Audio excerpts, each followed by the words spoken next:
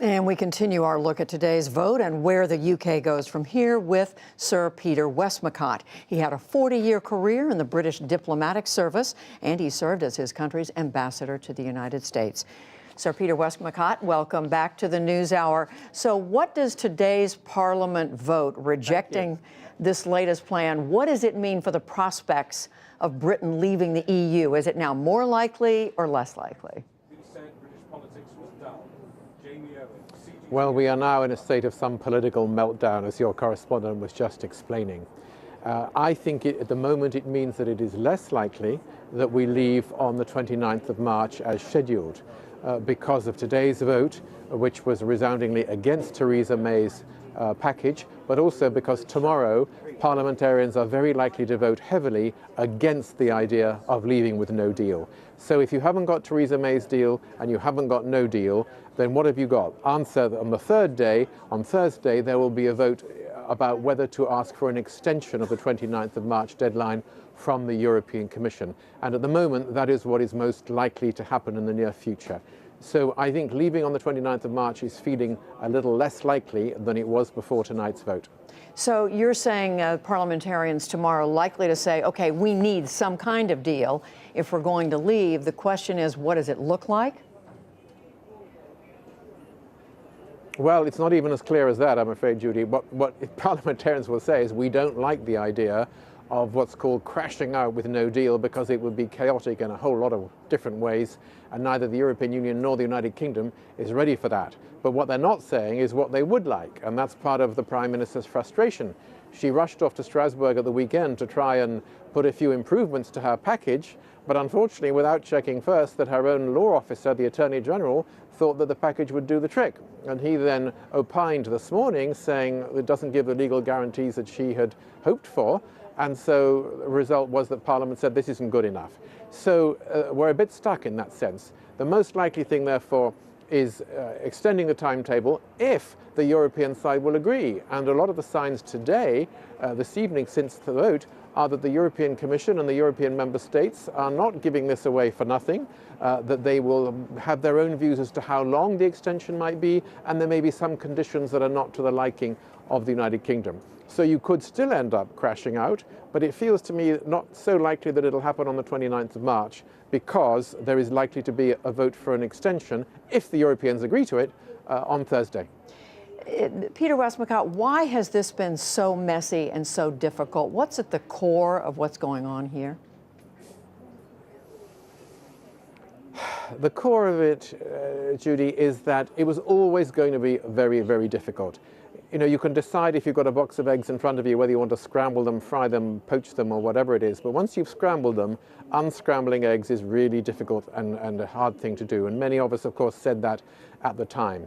But fast forward to the results of the referendum, that one of the problems is that Theresa May decided that in order to get herself a fresh mandate and a bigger majority, she would hold a general election when she didn't need to, 18 months or so ago. And she lost her majority with it. And so now she's totally dependent on getting any business done in the House of Commons on 10 votes from Northern Irish members of Parliament. And frankly, it's clear that if the law officer this morning, if the Attorney General had said it was okay legally, probably those 10 Democratic Unionist Party MPs would have said we can live with it, and probably enough of the conservative Brexiteers would have gone along with it as well. So she is somewhat held hostage by these 10 votes in Northern Ireland because of the fact that she lost her majority earlier on. So that's made the government's position politically extremely fragile all the way through.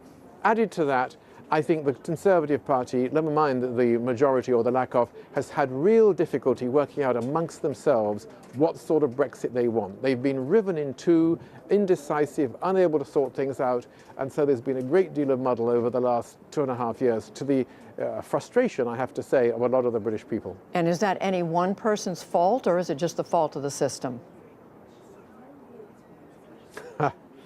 Well, you can point the finger of blame at lots of people. You can point the finger of blame, if you wish to, David Cameron for having called a referendum in the first place, thinking that he'd be able to win it if it happened. You can point the finger of blame if you want to the Prime Minister, because she is the head of the government which has conducted these negotiations to no avail over the last 2.5, 3 years. Or you can point the finger of blame to some very hardline Brexiteers who promised a certain number of things at the time of the referendum and afterwards, which turned out to be neither true nor deliverable. And they've hung in there, making the Prime Minister's life really extremely difficult. So, and you can probably think of a whole lot of other people who you can blame for. Some people would say the Commission have been intransigent. I don't actually buy that, because it was the British people who asked to leave, and we're the ones who brought this upon ourselves, and we asked for this Irish backstop, which is the proximate cause of the defeat of the Prime Minister's package, and then we asked for it to be changed. So I think it's a little harsh to say that the people in Brussels have been inflexible. And just very quickly, finally, why should the rest of the world pay close attention to this? The United States, the rest of the global economy?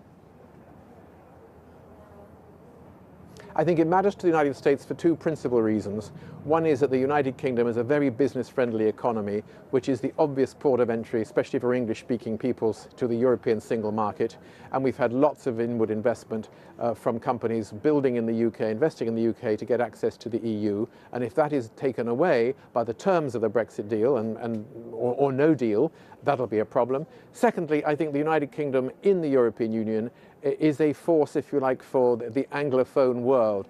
It has been a means of trying to ensure that some of America's points of view, policies, preferences are transmitted to the European Union. And I think that could be lost when we leave, how we leave. And thirdly, I think the European Union itself is weakened. Of course, I would say this, wouldn't I? But I hear it from my French and German and other friends. If the UK is no longer there, and the only two big powers in the European Union are France and Germany, who often find it difficult to agree on things, then I think the European Union is weaker. And the people who are rubbing their hands are the people who are in the Kremlin. Well, we are watching it all very closely. Peter Westmacott, we thank you.